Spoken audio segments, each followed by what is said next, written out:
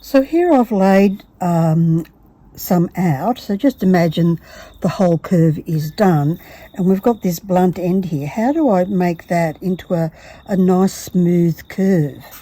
So my cheat for this is get a bit of sticky tape and sort of sticky tape maybe 5 or 6 or 7 together, and then draw a cut line. So here I'm going to put a sticky tape right across. Hopefully none of them will squiggle away. Peel it off, it's all stuck. Cut these end bits off so I don't stick to them. Now go from the inside to the outside edge so it's curling in towards the end rather than the other way. It would just look a bit weird. It wouldn't be as a tighter curve. So now what I do is I count about 5 or 6. And you can do it as a straight line if you want, or just curve it. So here's number 1, 2, 3, 4, 5 to this corner here, and just curve it sort of. It's sort of a straight line really.